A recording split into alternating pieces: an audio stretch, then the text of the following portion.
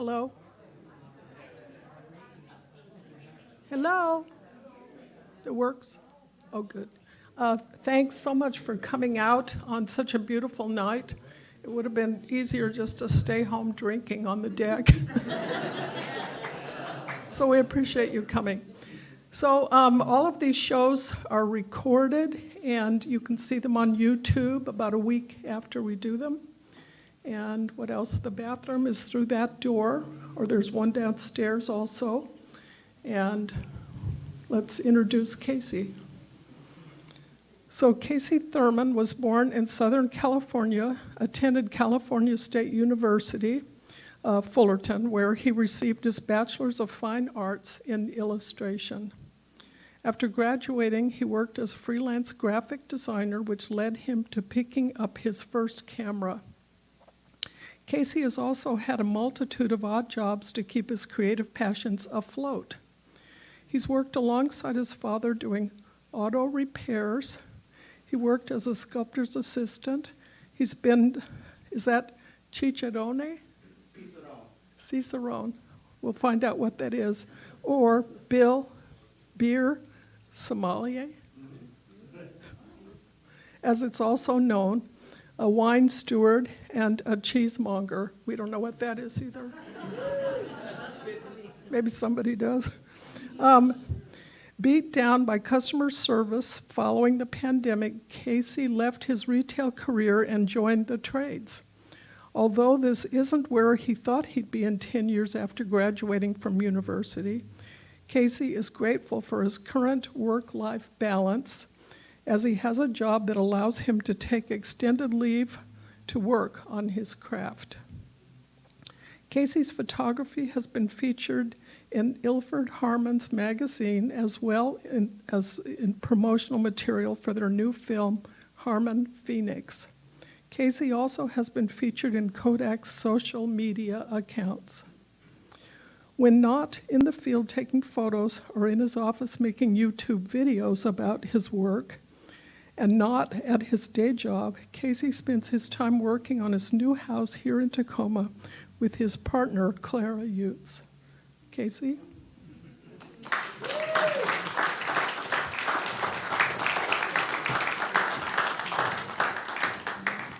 Hello, hi there. Thank you all for being here. Just really happy you guys all showed up. It was a beautiful day, as Lynn said. Also, thank you, Lynn. Thank you, Erik, for having me here and setting us up. All right, today I'm going to be talking about color infrared film. I've been working with infrared photography about 3 years, been shooting film for about 5 or 6. So let's see. Oh, wrong one. There we go. Yeah, that's me. So let's go right to here. So Kodak Aerochrome was a film stock made by Kodak. It was produced right around World War II. They were using this as basically a film stock that they used for the military. Basically, they found out that plant and vegetation life reflects infrared light, so it tends to glow and makes it almost like this ruby red color. They were using this to help basically the military find camouflage like vehicles or encampments or anything like that. So this film was really like necessary for that time because it allowed them just basically like to get the upper hand in the military movements. Funny thing is about that, basically when that happened, they designed paints that actually can reflect infrared light. So basically, after about the Korean War, it became kind of obsolete in that kind of field. So Aerochrome kind of lost its purpose with the military. So then it kind of went into the commercial use. Two notable albums that were made with the Aerochrome was the Jimi Hendrix The Experience and Black Sabbath. Both of these were shot in Aerochrome. You can tell just basically by the pink and red vegetation, that's a dead giveaway of Aerochrome or color infrared photography, as well as those kind of yellowish, like weird skin tones. It kind of makes you look like a ghoul. It's not very nice. Great for landscapes, not for people. So the next thing is we're getting into basically Richard Moss. He's a very well-known Irish photographer who spent some time in the Congo. When he was in the Congo, he was documenting the civil war that was going on between East and West Congo. He decided to capture this with Aerochrome because he thought it made it like more impactful. The dense brush and vegetation of that part of Africa is very kind of dark, rich, deep greens. So by using this like pink vegetation, the pink vegetation of color infrared, kind of symbolized the blood spilt of this kind of civil war.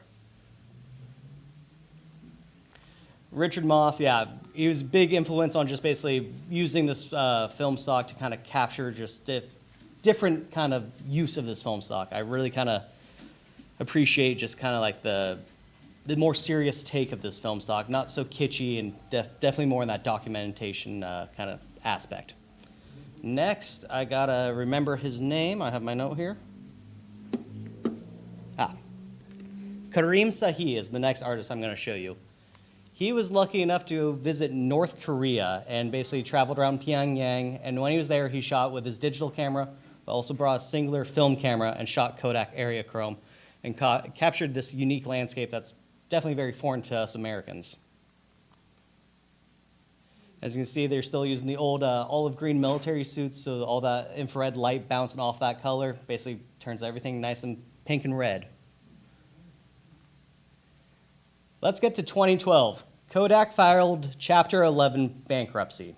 They've basically had to restructure their entire company. Actually had to split it up into two. We got Kodak Eastman and Kodak Alaris. When this happened with the bankruptcy, they had to kind of let things go. The most notable film stock that kind of got cut at this point was Kodak Kodachrome. As we probably all know, our old slides from basically people's past and childhoods, or even maybe parents, grandparents. But area chrome was affected with that, as well as other film stocks that were basically, again, Kodak could not keep up with the forthcoming digital revolution of photography. So it wasn't doing too well following the economic crash of 2008. 2012 filed for bankruptcy.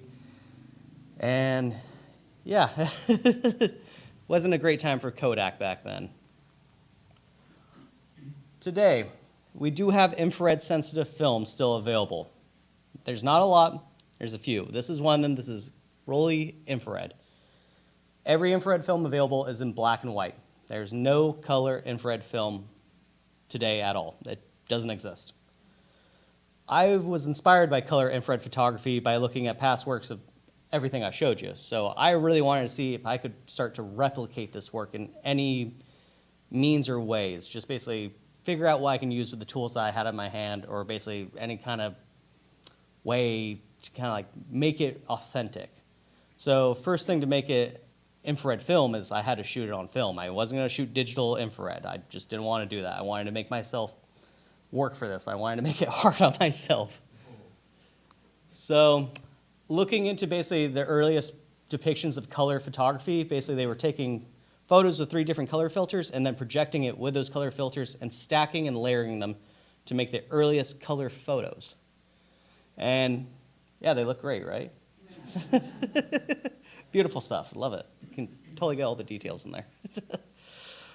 So basically, that's called a trichrome is what they call this. Basically, you take 3 filters and you're using the visible light. Your reds, your greens, your blues. And by taking these 3 visible color spectrums, stacking them, layering them, and also isolating these 3 images, you create one color photograph.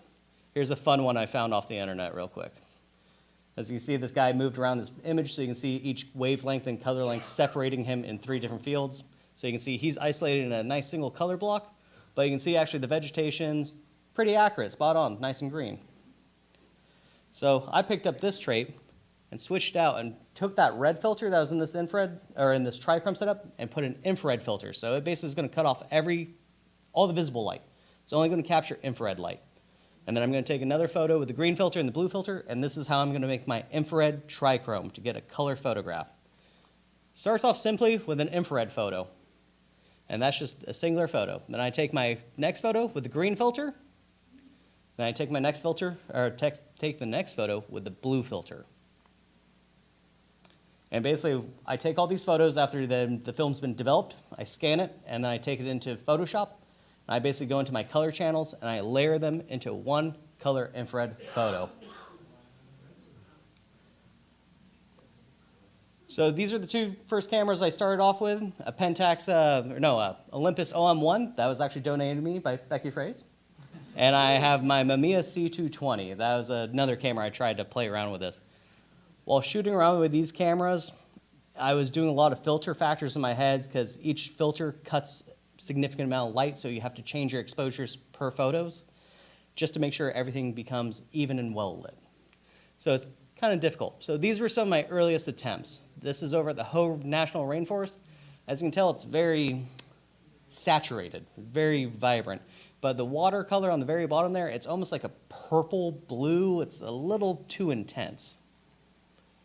And again, more pink vegetation here from the Hoh National Rainforest. Definitely showcasing that infrared vibrancy of the film stock. And even on this photo, you can tell that one of my exposures wasn't actually that correct because you can see a little bit more green coming off of the bark right there. That should have been a highlight, so it should have been a little softer, but we're getting a little more green light on that one, so it didn't nail that photo. Here's some more photos from Mount Rainier, still in my earlier times. This is using Rolly Infrared 400, trying that out. Didn't really get successful. You can see light leaks, color skews. Definitely in the very early stages of learning this process and like trying to adapt my techniques. Come into basically finding a camera made in the 90s. It's a Canon EOS system. These cameras are really nice and handy for film shooters because they give you aperture priority, shutter priority. They have in-between shutter speeds. They kind of do a lot of work for you. Don't have to think too hard. Makes it pretty easy for you. You can kind of just point and shoot, but they look fancy. This was a game changer. These basically allowed me to get those nice in-between speeds because 1/60th a second or 1/25th, I could get 1/90th just to split that difference and capture that. So this was actually a photo I took for the Ilford article. They had actually reached out after seeing some of my infrared work, and I went up through the North Cascade Freeway, spent about 3 days driving around there, and traveled around, took some photos, and yeah, wrote a little article for them. So if you ever are interested in that, you can check that out. But let's check out some more photos here.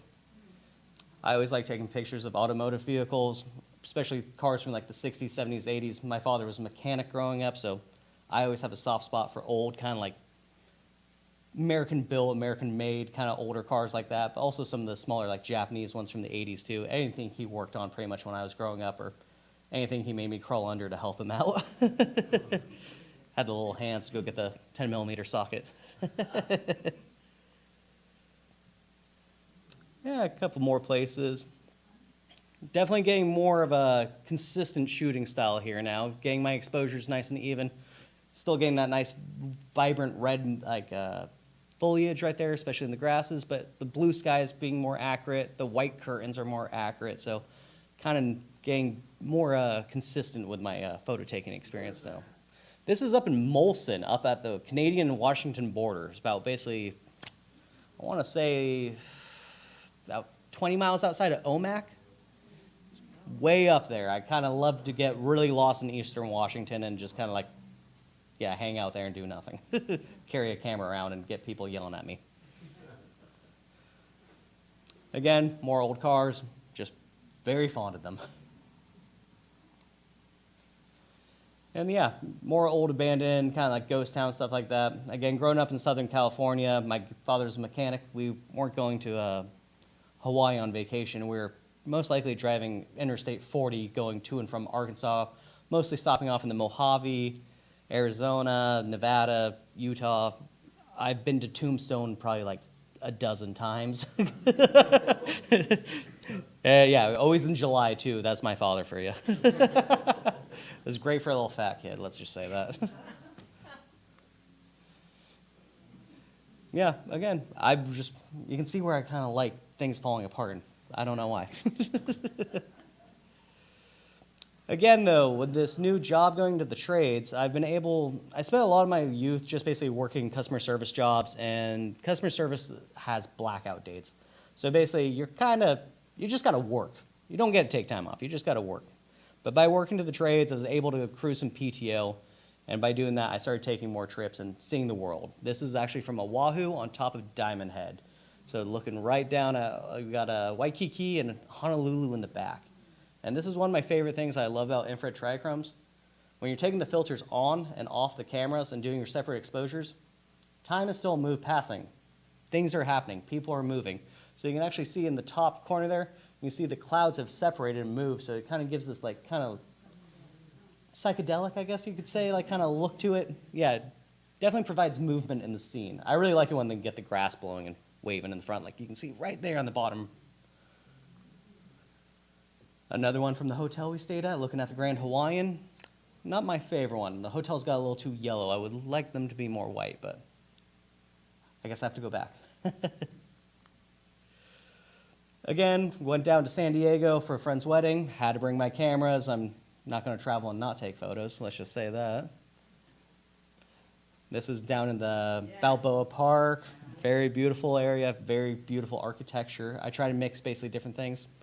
I love actually having a stationary object when I do these infrared trichromes because plant life and vegetation tends to move. If I have a solid building or structure in it, it's always a key point for me to layer all three of my photos on top of each other. So basically, I don't have to like, how do I make this all fit or work? Makes it easy. Cactuses. I still try and do cactuses. I'm not happy with this photo, but I guarantee you at one day, if you follow my career, I will get an infrared trichrome that I will love with cacti. And another San Diego. Let's get into this. Just quick little demonstration. I've switched my infrared trichrome setup. I've gone rid of the green filter and the blue filter. I've switched it to an orange filter and a yellow-green. And this is more in the color profile I'm working in right now. Basically going back to my illustration degree in color theory. And this is down over at Day Island, getting a little more kind of darker, a little more Washington vibes, I feel, even though Washington's green, this is red. Ruby Beach, got some nice, lovely tones there as well. More off the Washington coast.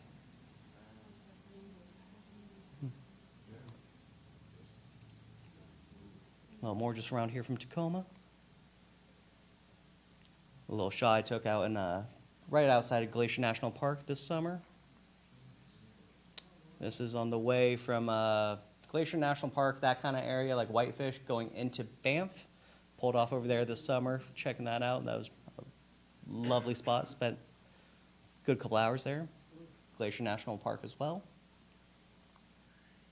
And this is a fun one. I actually took a 35mm roll of film, put it into my Pentax 6.7, which is a medium format film camera. So I made a panoramic by doing that. I didn't think it would have worked, and it did, so I was very happy with that.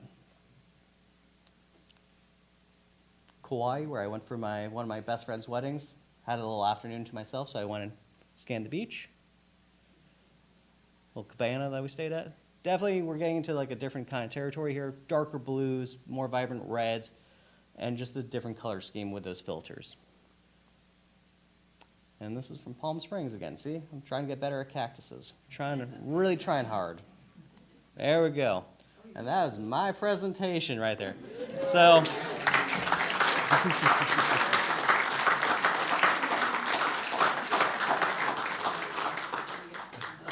again, my name's Casey. I go by Northwest Depressed on every social media. You can find it on my Instagram, YouTube, and website, all at that. If you want to come along and see me take some photos in the wild, you can check out either of those two right there, and I'll be there saying hi to you. Questions? Yep. There's a question. Let me. No worries.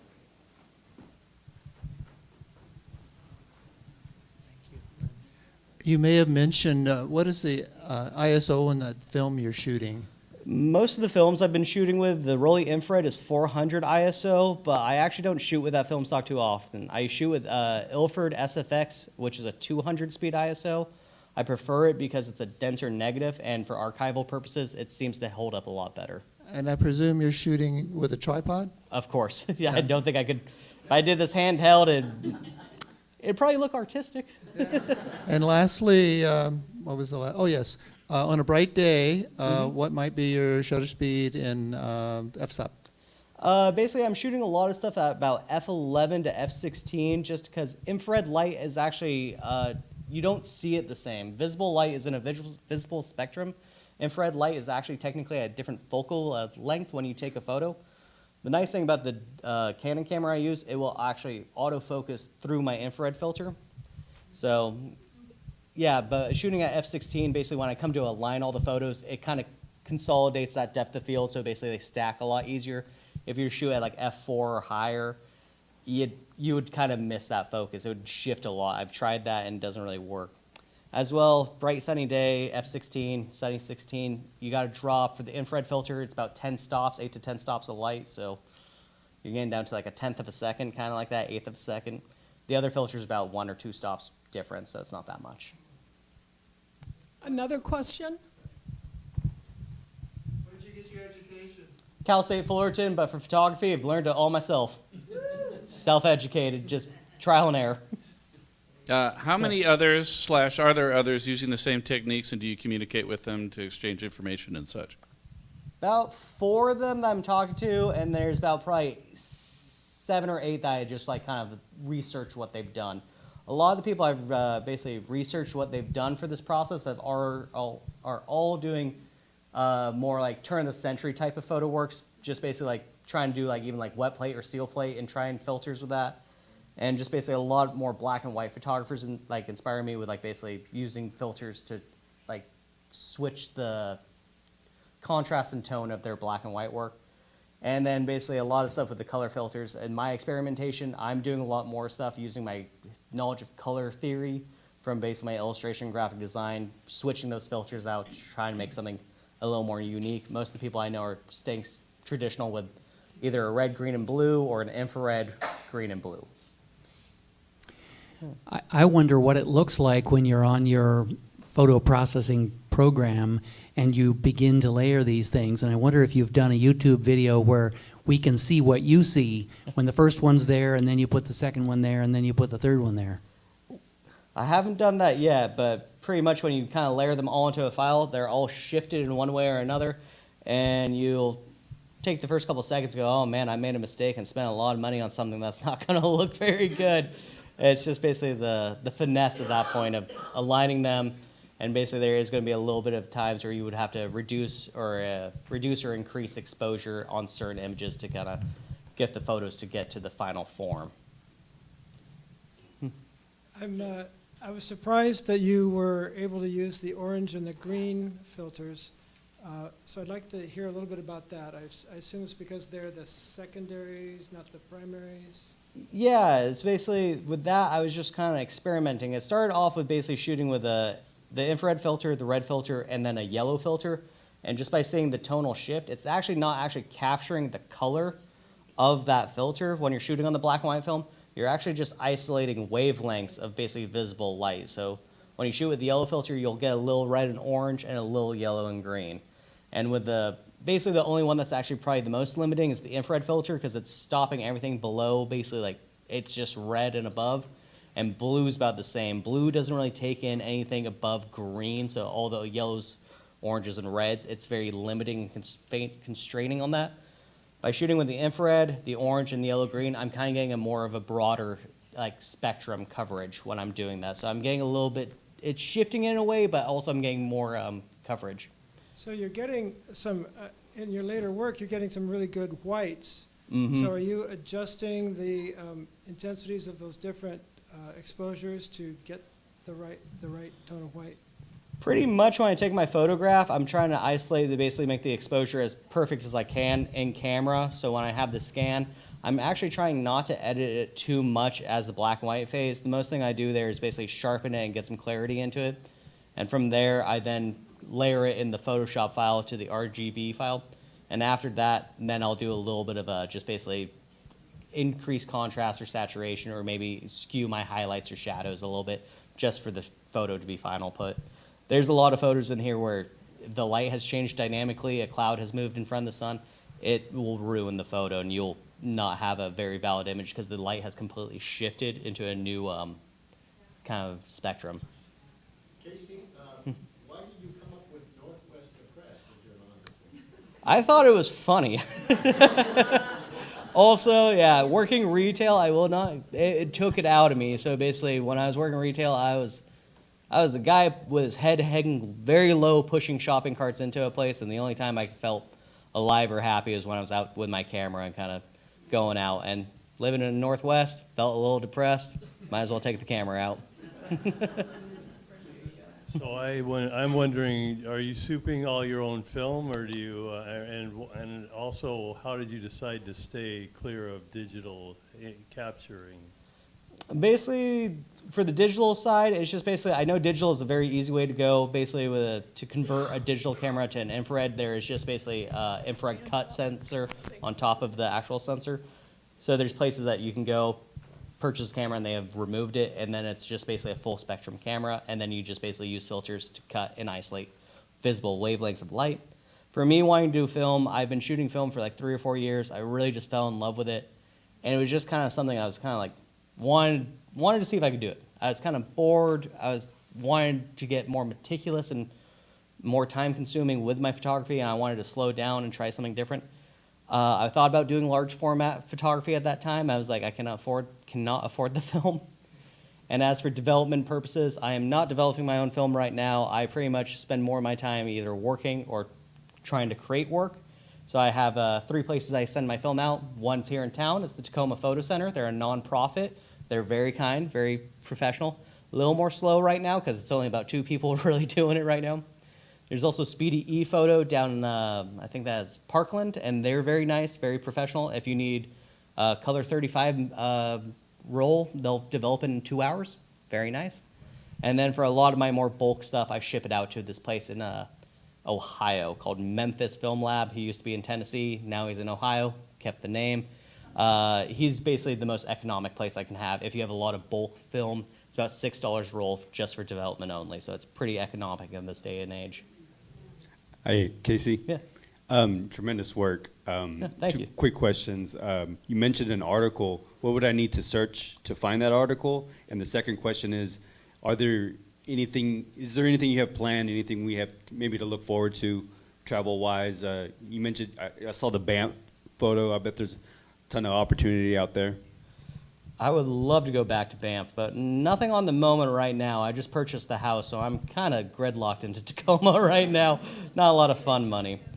But I'm trying to remember. The Ilford article. Ilford Harmon, just basically the film manufacturer.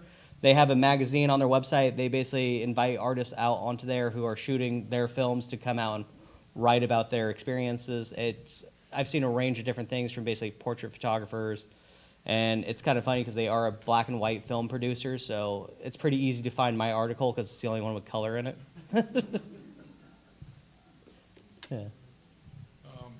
I'm really curious about the audience for infrared. It's distinctly different from, I do photography too, but I traditionally stick with the color because I've gotten into that. But can you tell me a bit about who the audience is and who's your audience?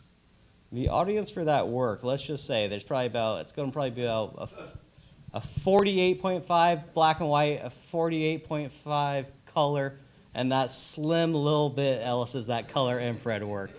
I think it's just basically for people who are really excited about technique and maybe interested in false color, and basically it's just basically more about it's more so about process and more so it's not necessarily composition focused because you're very limited to where you can shoot, what you can shoot, and how you shoot it.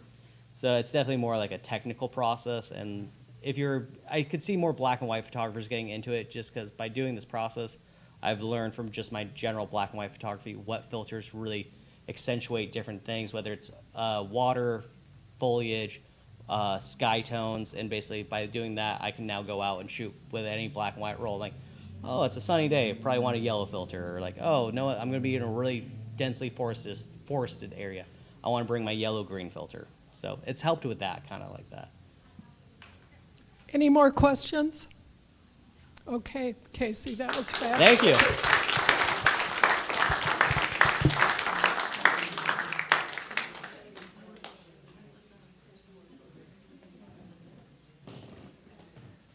Could I see a show of hands? How many photographers do we have in the audience tonight?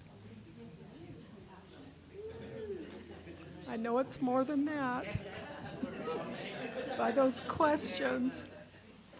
Okay, next up is Yasmine Rafii. She lives on Whidbey Island. She was born in Tehran Iran, and immigrated to the U.S. in time for high school. Her academic background includes studying painting at the California College of Arts and exhibiting in small group shows in the Bay Area as she finished graduate studies in clinical psychology and art therapy. After a decade working in the business world, she returned to the arts, starting a company, writing, illustrating, and publishing greeting cards under the title Why Art Works. That's the letter Y. Around the same time, UNICEF commissioned 3 different series of small paintings for their line of note cards. Digital Stock, one of the earliest publishers of digital imagery, commissioned work for a CD of painterly effects called Conceptual Backgrounds, and she landed her first design client. The next 20 years saw Why Art Works develop into a full-scale graphic design studio.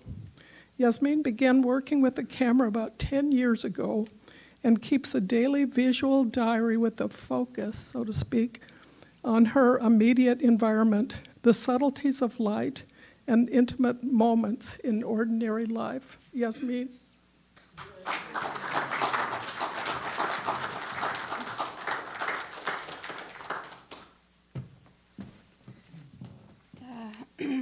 Thank you so much for inviting me. I've known Lynn for probably 20-some years. Oh, sorry, this one.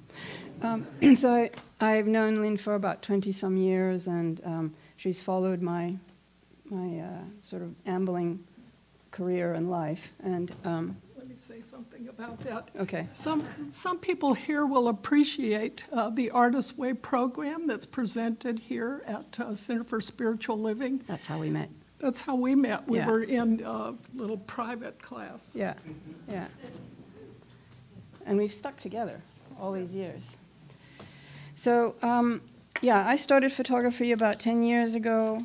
I got really serious in it during COVID because that was a wonderful escape. I think many, many people around the world did things similar during COVID to find some meaning and some activity that was satisfying.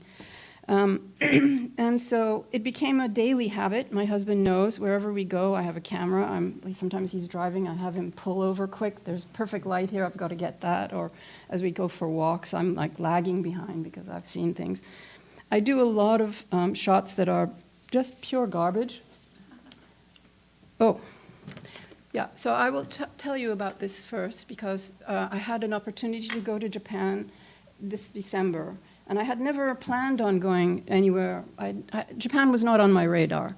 But when I got there, I was so bowled over by just how incredibly visually satisfying a country it is. Just the variety of stuff to look at, and how incredibly varied the stuff is, from the most classical, pristine kind of Japanese things to really kitsch, really wild color, really neon. So the phrase ichigo ichi it actually means, it translates to literally one time, one meeting, or once in a lifetime. It emphasizes the unique and irreplaceable nature of each moment and meeting, urging us to be present and appreciate every encounter as it will never happen again. The concept encourages valuing each moment as if it were a one-time opportunity. And that's really what I came away from Japan, was that this was a one-time opportunity for me, and how present I felt in every moment, and how much I was just sucking in all the visuals. So anyway, we can go from there, I think. Maybe not. Do I have to point it in a certain direction? No. Are you pushing the arrow button? I am. And the blue light is going on. Oh, wait. I know what's going on.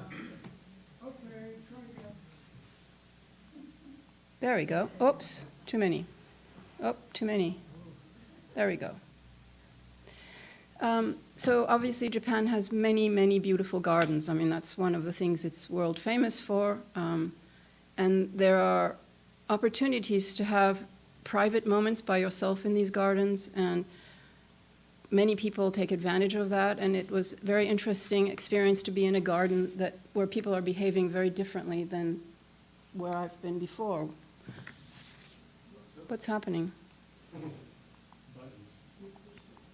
Okay. So this is a garden in Tokyo. It's the Rikugyan Garden. It's one of the most beautiful gardens in Tokyo. And it was December, but there was still a lot of color. This is there's an area underneath the train tracks that has been converted into kind of restaurants, clubs, cafes, bars. And at night we wandered through this area. And here it's father and son. Many families still take their children for traditional religious practice. This was at a temple.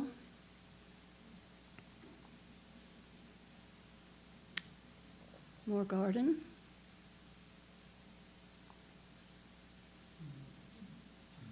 They are very fashion conscious in Tokyo, and you can see every range of fashion you could imagine. They're very unique in their style, too.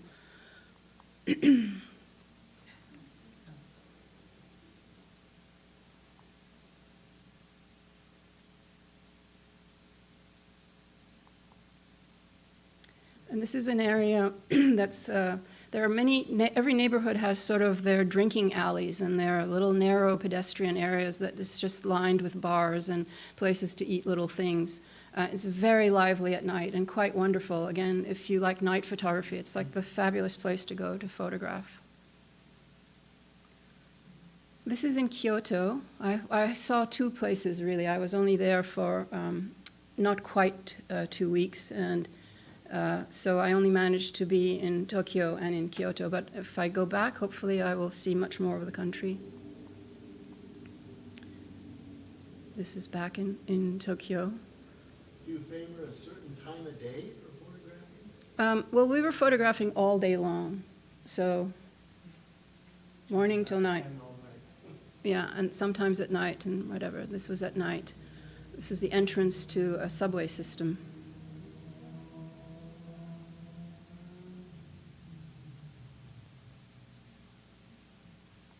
So I walk around and I just try to look for things that come together in a composition where the light works and the elements sort of coalesce into what often feels like something I've seen before. And so it's a practice that I've been taught by the teachers that I've had.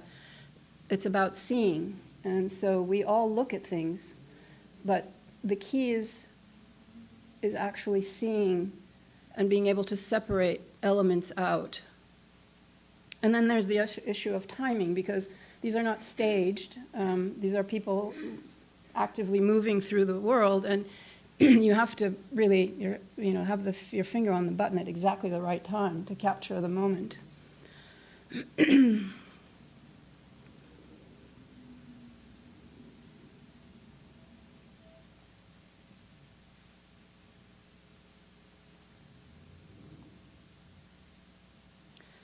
School kids there are uniformed and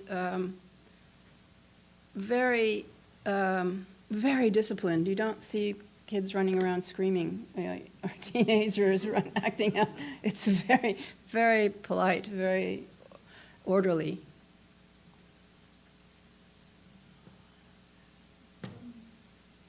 This was a special moment for me because I'd been standing on my own for a long time, looking in different directions, like I said, trying to see. And I happened to turn around, and behind me, I saw that frond on the rock, and it was almost like the rock had been etched. And it was just it was a perfect moment. I felt like I had taken had the patience to wait for to see the right thing, and then I got it.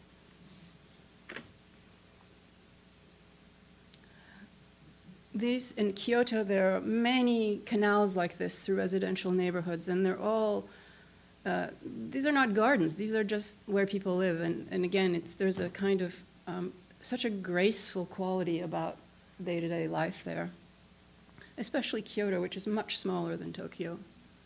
So that was that one. Do I keep going? Oh. So I decided to show samples from 3 different things because I do a lot of different kinds of photography. I don't like to repeat myself too much. So obviously there's travel photography like what we saw. But then I often just take the camera and I'm taking shots from wherever I'm walking. And so when I came back from Japan in December, and then January, basically went out around 10 minutes, 15 minutes walking from my house on Whidbey Island. And all the places that I had walked before, but somehow I saw them differently because it was very winterly, foggy, kind of brown and hushed, and felt very like magical forest kind of thing. And so that's what I shot, and all of these were pretty much done within, like I said, 10 minutes from my house.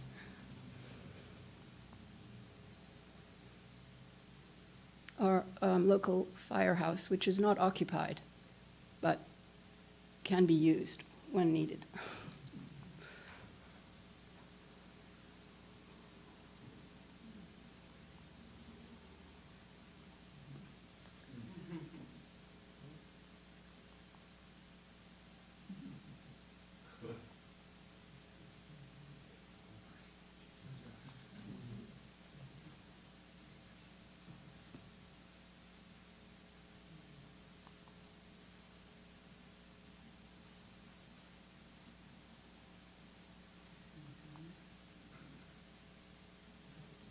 That's a Lynn mobile, I think.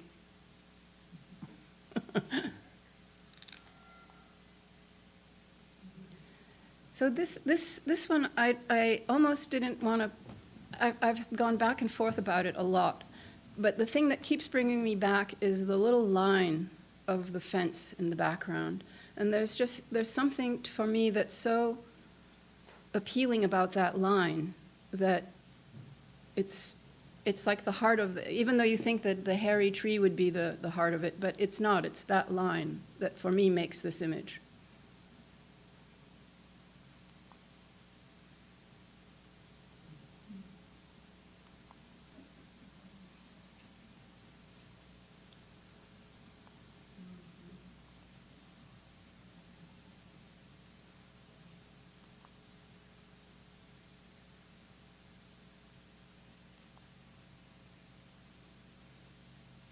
And I saw this and I immediately thought of beaver houses and things like that, but it's really just a neighbor that trimmed some branches and then piled them that way. But again, the shape was so lovely in a certain way that, whoops, this is very bad, I'm sorry.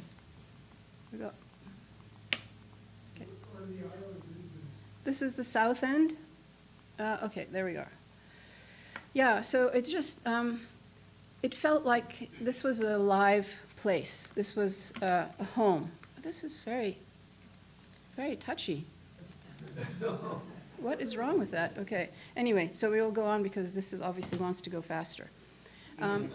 This is just a little corner in the town of Langley, which I've walked by a million times, but somehow that day with the fog, it really spoke of something. I think mood is something that matters a lot to me in image. It's not the literal picture, it's the feeling that you get. Maybe you have a memory about something, it reminds you of something. Many times these things remind me of something.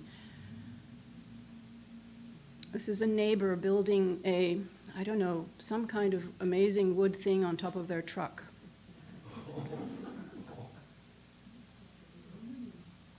Yeah. Yeah.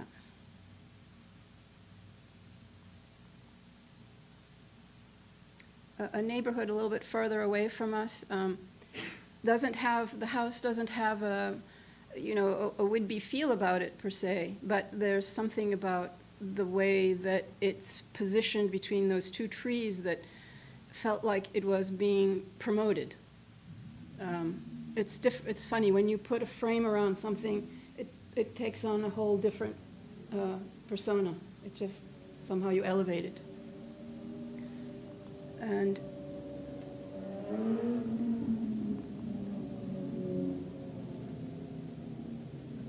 What's that?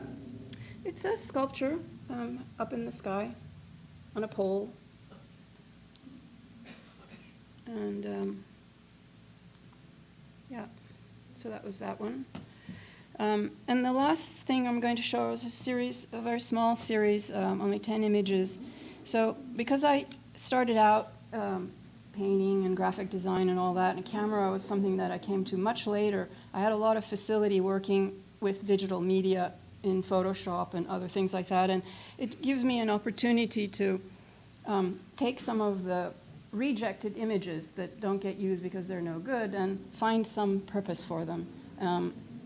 So what I do sometimes is I bring things into Photoshop and I layer them, different than what you're doing, and I add, sort of painterly textures or things like that to them. And so I call them synthetics because I made them. They didn't come out of the camera. I call them constructed synthetics because I constructed them.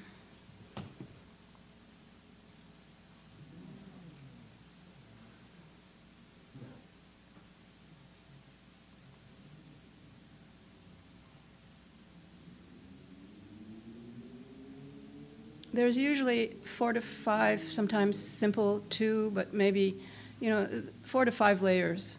Go slow. You don't get this nice. Okay. That's actually my husband. Now, for a deal like this, what are you trying to evoke on this? When I do these, I'm not thinking what I'm doing. I'm not thinking at all about it.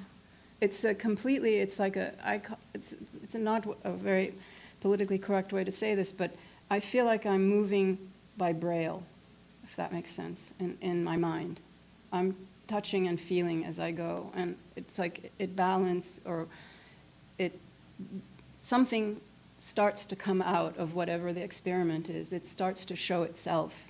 So I may reject many combinations, and then eventually it shows itself where I'm going. I don't know ahead of time where I'm going at all.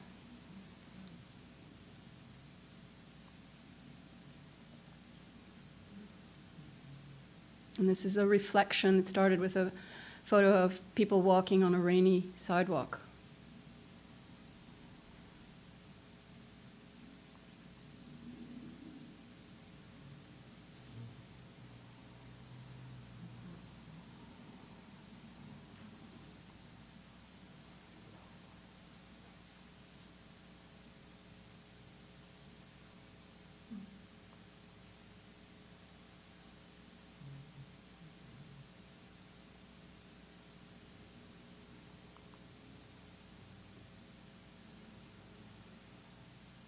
These are sometimes images from different parts of the world that come together in one scene.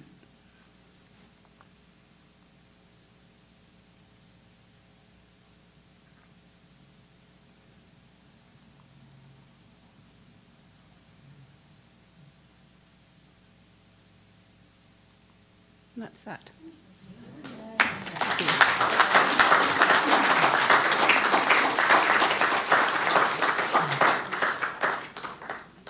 Questions?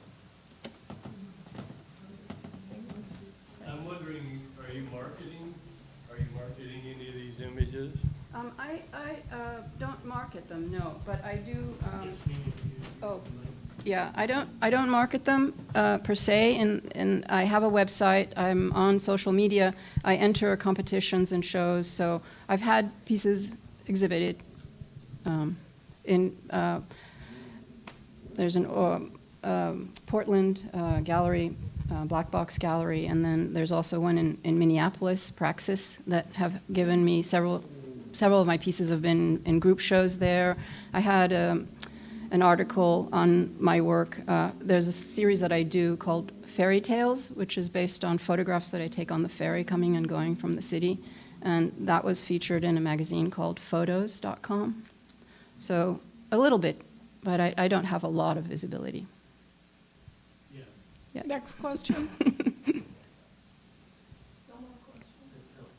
About the synthetics there, Yasmine, I'm just still curious, you know, you're spending a lot of time altering your images. Is it just a certain feeling? Are you know, you seem to be evoking some kind of feeling. I'm not really sure where you're headed to. Is it a melancholy thing? Is it a happy thing? Is it a... Well, what do you get from it? Well, it's a complicated thing heading toward melancholia for me, but Okay. that's, I mean, a little bit. I'm not sure. I think there is, yeah. I mean, I don't know. I wouldn't say melancholy, but I think pensive. Yeah. I want to say when I saw those images from the synthetic category, it made my heart soar. The opposite. I know, isn't that interesting? Yeah, beautiful. Perfect. Right. Speak into this so it can be heard. Just a little otherworldly. Right. So, you know, abstraction has always been a big part of art, every medium. And so, and you can do incredibly beautiful photographs that are totally abstract without ever having to do anything to them by just focusing on very specific details. Again, the art of seeing, you know, and composing. But this is familiar to me, so it's sort of native to me to do this kind of stuff. When I was working in paper and paint and ink, I collaged things. I did a lot of things where I would paint large papers and cut them up and rearrange them and put them together. And so the idea of I don't know, taking a plane and reconfiguring it for myself is something very satisfying. I don't know. It's like maybe I want to build a world, you know, my own little world. Any more questions? Well, looking at your work from Whidbey Island, I can tell that basically you're kind of in your element. You're working the way you can. Like I can see, like I think you're used to and comfortable with it. Yeah. When in Japan, though, I went 10 years ago. It was very overwhelming. The streets were very fast. You can't really pull off to the side.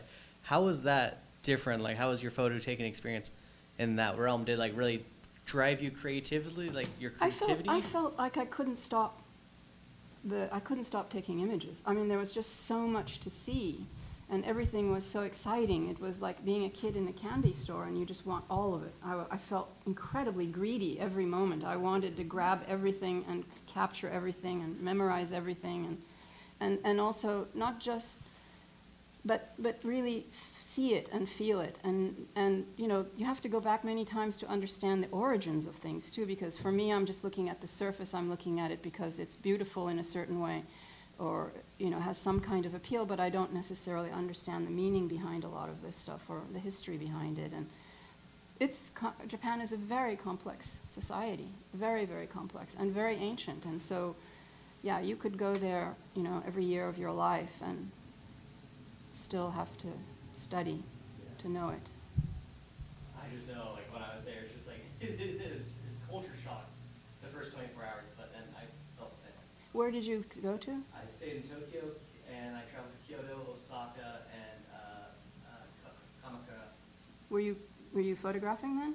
No, I wasn't. I'm very sad about that. Yeah. Well, you'll have to go back. I have the memories, at least. Yeah, yeah. Well, yeah. So. Last question for me is, you've done it and you've been very committed to the photography side of things for quite a while. At this point in your career, do you feel like, are you slowing down? Are you speeding up? Are you gaining momentum? Are you changing pace? How are you doing right now?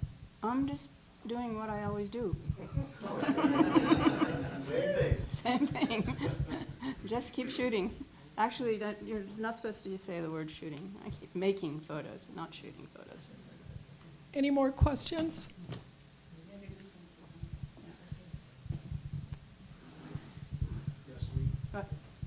Mike. So you've been doing photography professionally for a long time. You've taken a lot of images. How do you keep them? My husband is an IT person, and he has supplied me with many, many backup drives.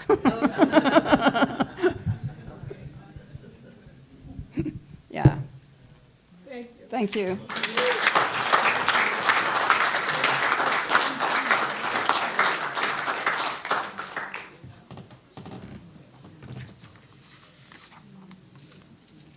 So I want to thank Erik, our tech, who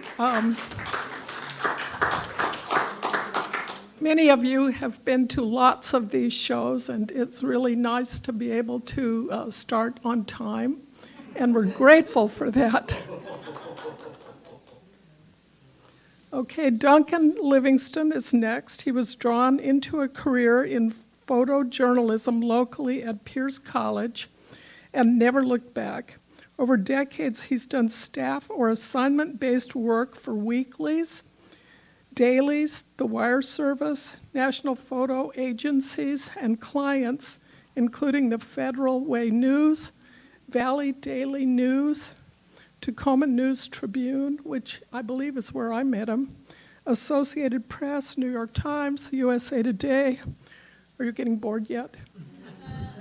Army Times Group, Corbus Sigma, and Polaris agencies, as well as major international contractors.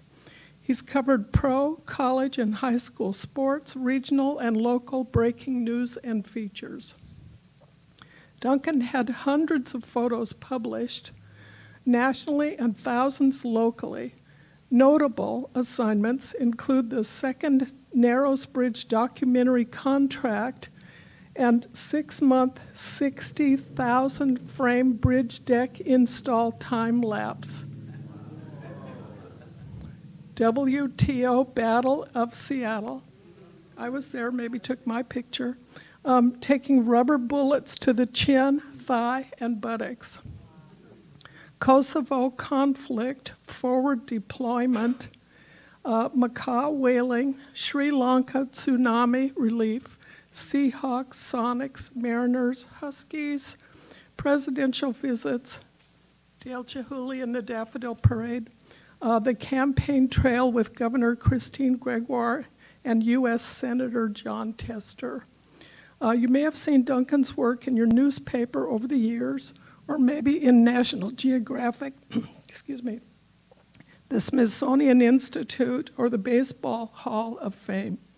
He's a world traveler, but still has a continent or two to visit. He and his lovely wife, Mary, are retired and spend their time managing their wooded acre near Tacoma's Titlow Beach. Duncan?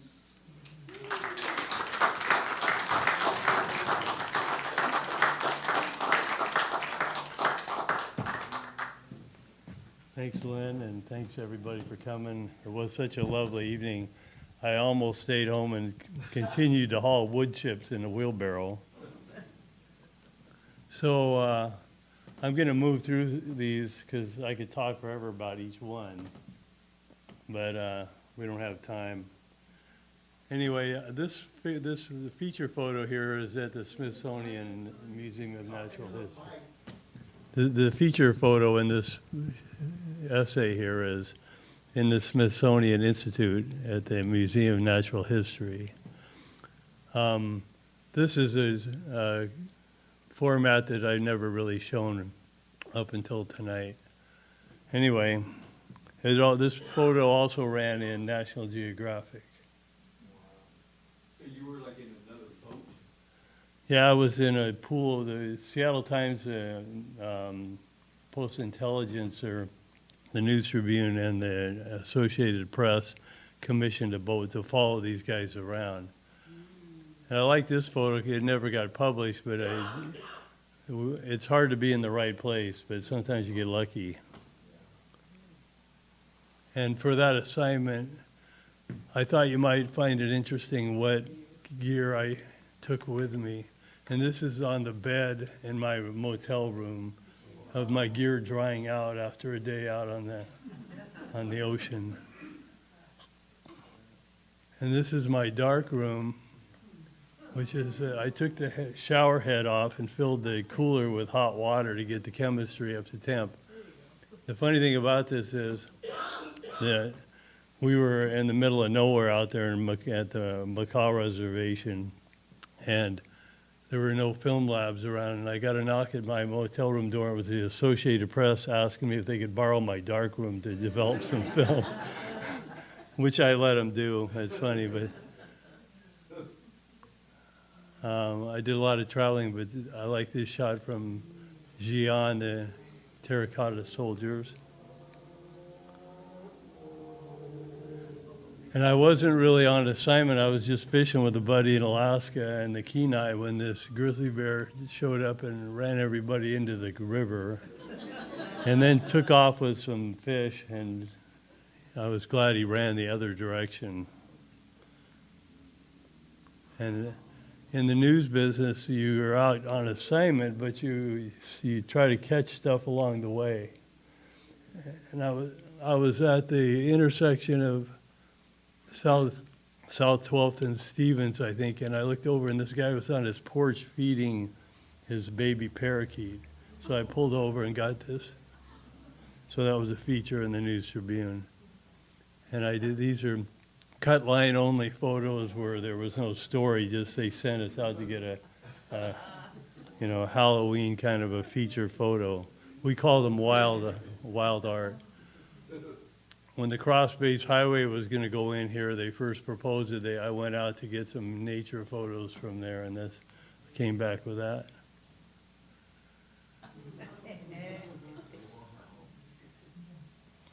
This was never published. This is in the Andaman Sea near Koh Phi Phi, the island of Koh Phi Phi, off of Thailand.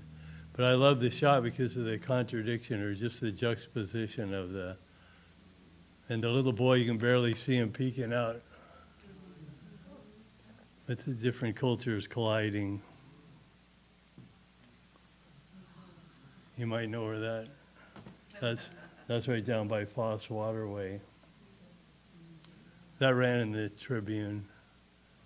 Anybody know Jennifer Holmes? She was going to be here tonight, but she didn't make it. Anyway, that fish looks like it's talking to her.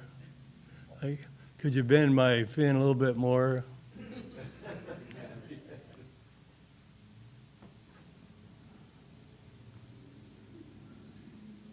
Features for the News Tribune.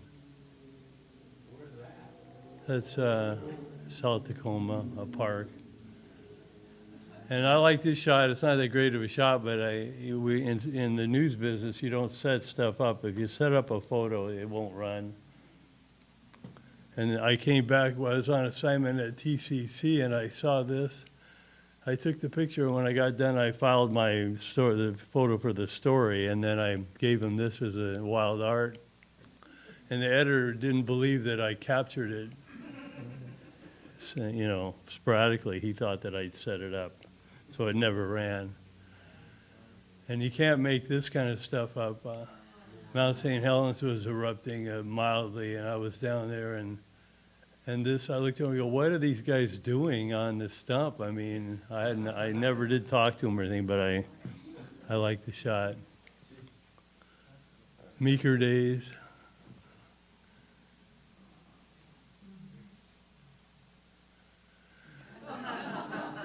And doesn't it look like he caught that moose? That's unretouched. A moose just came swimming across the river. He came up right between us. But that guy looks like he caught him with his fly rod.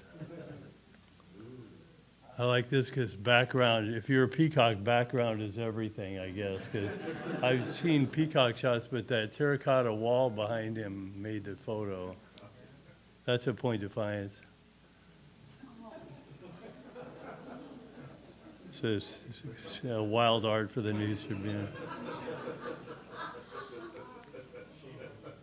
And you never know what will fly into your picture of a rainbow, and unexpectedly.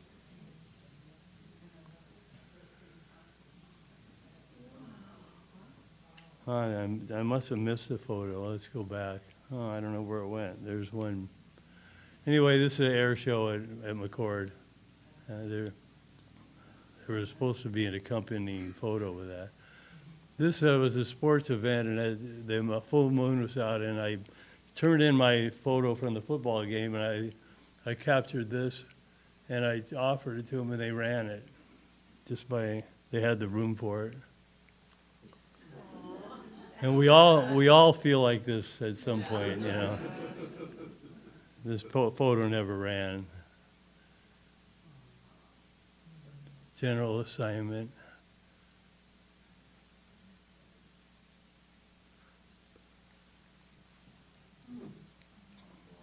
Those are my feet. It's a self-portrait. That's right out here in Commencement Bay.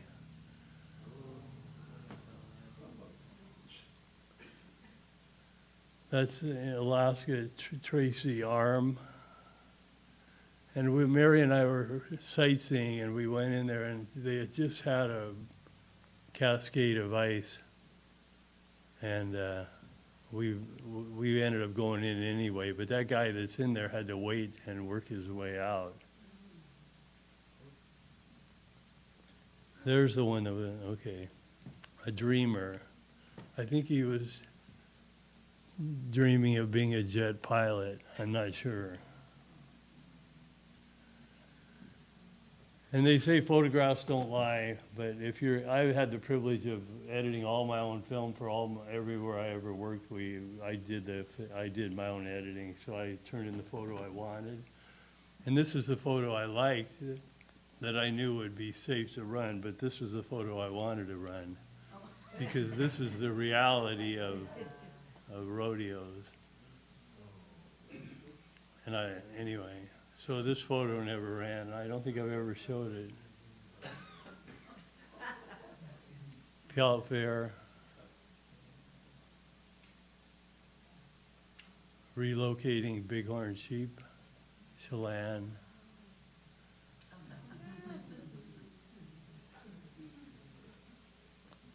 And this I like to say, get a nap and check your weapon, because Civil War is coming. The war is coming. And on the Washington coast, they float the cranberries out of the fields, and so I was down there for the harvest. Right here in Tacoma. Oh, this got mixed up. But this guy, I went out. There was a story. There was another photo that's got mixed up in here, but. I was sent out to get a photo of, to illustrate a story about a neighborhood up by Mount Rainier that had its own airport. You buy a house, you get a garage and a hangar, and this guy took me up in that thing after we were done. The day was done. We went up to about 5,000 feet, and he shut off the engine, and we just glided back. And there's another picture, there it is. So I'm thinking, how am I going to illustrate this story when I got there? And I looked in my rearview mirror, and there was a plane following me. And that's the photo that ran.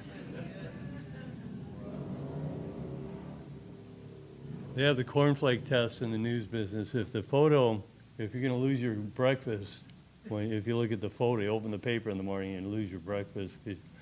And this picture doesn't pass the cornflake test, but I liked it.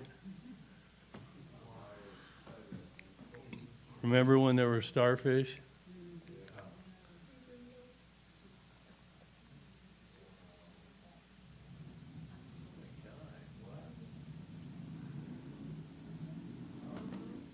They were banding, or they were tracking these sea otters, and the infant got in there with his mom, and they were bringing them up on a ship and on the back deck and cutting them open, putting a tracking device in them and letting them go. So the mother on the right got the tracking device, and he had to wait around for her to come back.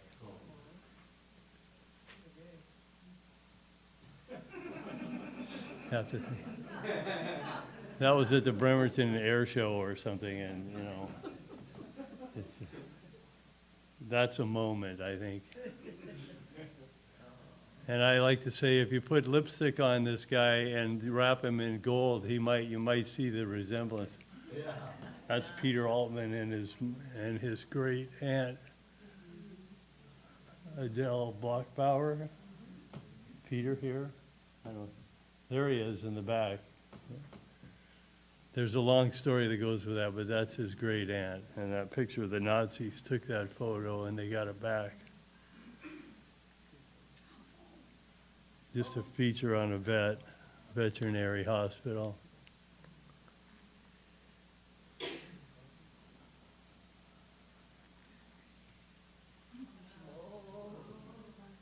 Anybody remember his name? Emmett? Maybe? Mary? E.T., that's what it was. The Whistling Walrus at Point Defiance. This photo, this was an assignment. They actually do pay. I got in a helicopter and flew around waiting for this guy to get in the right positions to get a promotion for the Freedom Fair.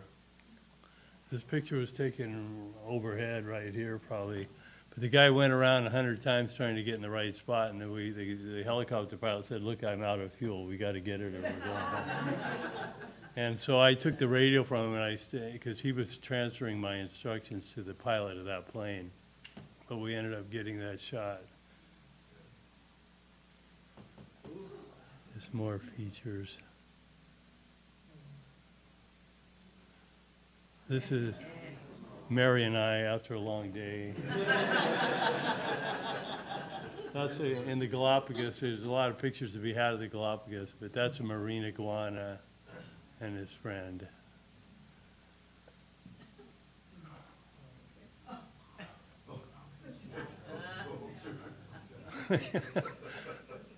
This is a USO show in Kosovo during the conflict. And I was on a helicopter, a Black Hawk, with the commander of the base, and we were flying up to Pristina from Macedonia, and we saw this house, this neighborhood burning up. I said, "Could you get in a little closer?" And so they moved in. I got this shot, and we got fired at, and they turned that. I was never been in a helicopter that were almost upside down getting out of there. And we went there I went there with a group to build temporary housing in Kosovo. And we got there, and they didn't want them doing it anymore, so we went out on reconnaissance and did some. Anyway, a few photos from there. And I never would set up a photo, but the reporter got to this video shop before I did, this TV. He got there and he told him to turn all the TVs on one channel for the impeachment trial, deposition of Monica Lewinsky. Uh-oh, I'm in trouble. There's Dale and Leslie with their mother. Viola was her name, but Dale called her Pookie. And Bill, yes, my mother doesn't believe. I told her, no, he was waving at all of us. He wasn't waving at me, but my mother thinks Bill Clinton was waving at me. So I couldn't change her mind.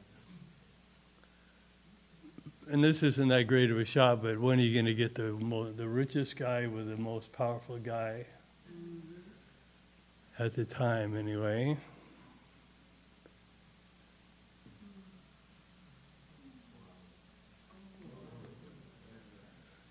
If you shoot enough of these seafarer hydroplane races, you're bound to get a shot like this.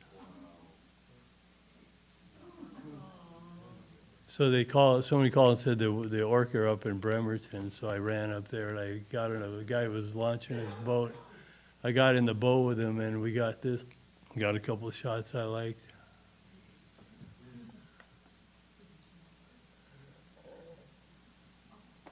So I dove in. No, not really. This is Keiko. I was involved with a Keiko lift. I didn't do the trip with him, but we loaded her up, and this was in Newport, Oregon. And here's a scene from the Sri Lanka tsunami.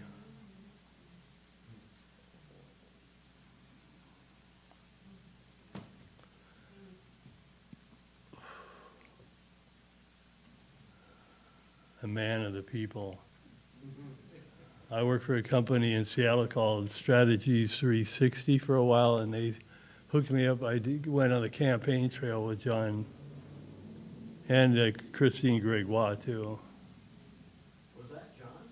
That's John Tester at his home in Montana. I like this shot because it tells you, it shows you everything you need to know. And that's a self-portrait. Do you see me in there? That's me with a wide-angle lens in the reflection. John Elway. I just put one frame from each sport in here, I think. Randy Johnson, Sean Kemp, Michael Jordan, Mountaineer. And this is, sometimes the actions, you're watching the action and you don't realize there's something right behind you that's really worth shooting.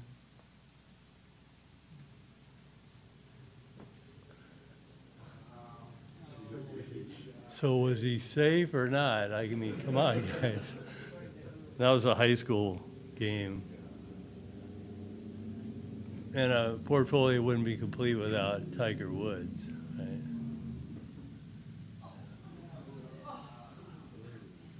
This guy, they deserve it. The things they do to those bulls to make them mad, you can kind of look at the tail end of that bull. But anyway, he deserved it, I think. He got up and walked away. Sound and arrows. And this is what you call a face plant. So I had to put this in. It was kind of repetitive, but that horse. But look at his groin. Look at those straps they put. Those are not for holding on to the horse. Those are designed to make that horse mad. Tall ships. This was Tacoma.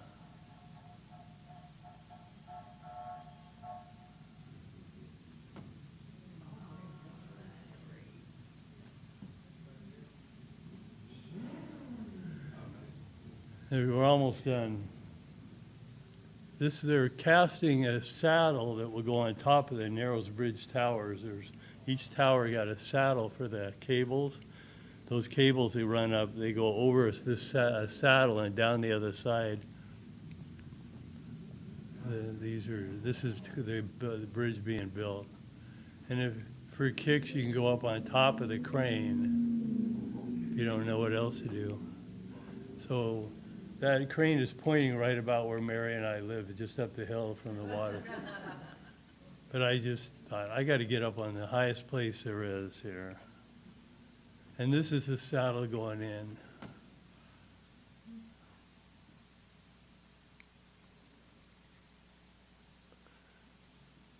So I did a 60,000 frame time lapse, 6-month time lapse.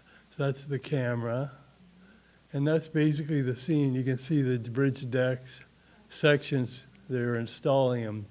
And the time lapse is this installation of all the bridge decks. There's a few of them that are already in up there, and they're bringing in more. But a colleague took these pictures of me.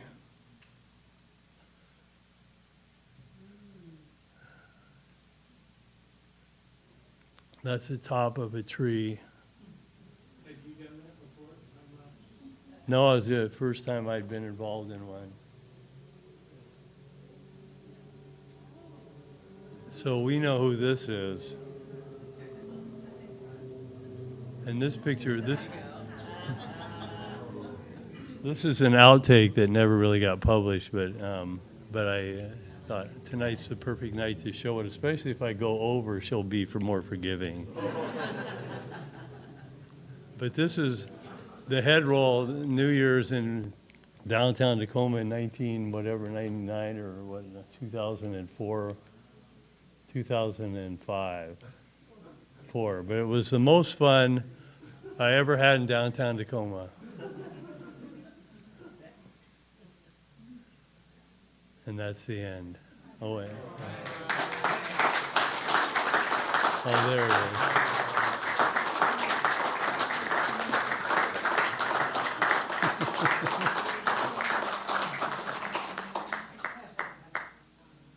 Henri showing all those pictures of me. Any questions? They were so satisfied, no questions.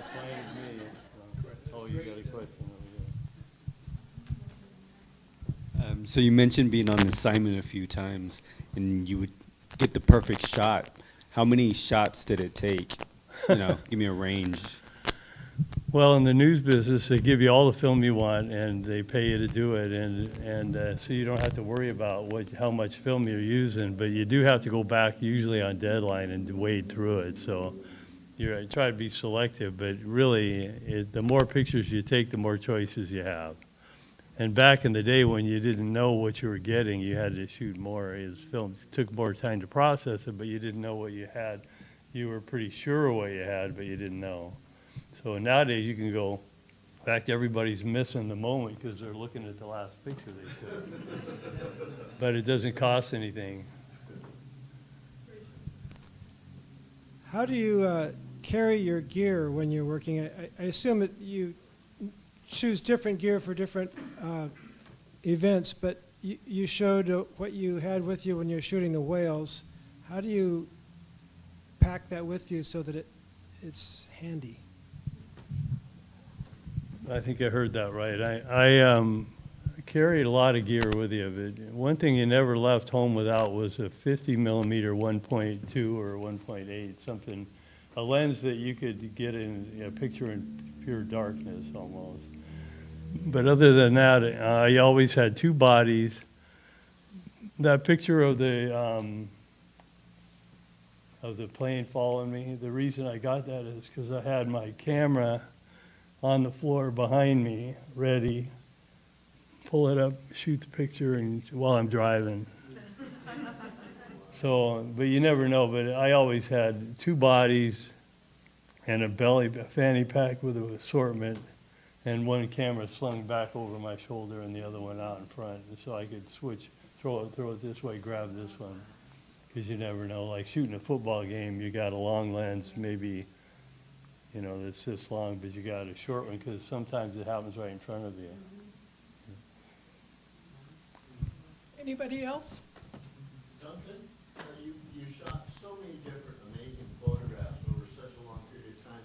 How do you inventory them all so you can even access them or keep them or for posterity, or how do you do it?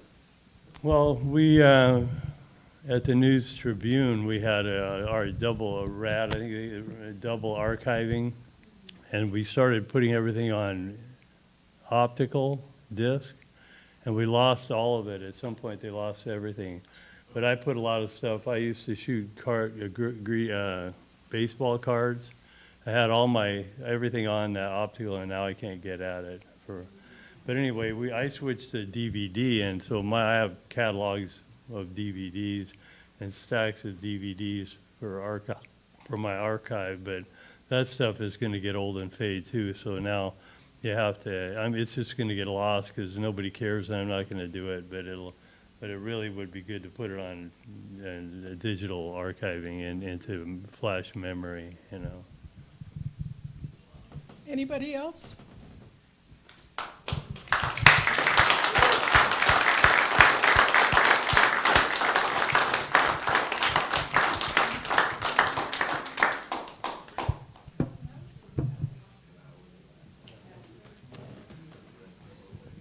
Well, all three of those shows were so interesting.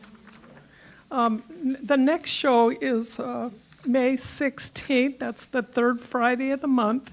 And that will feature three artists that have moved here from Seattle. Dan Webb, Weston Lambert, and David Hightone. June Sagaguchi will be hosting that show. I won't be here that night, so treat her right. Thank you so much for coming.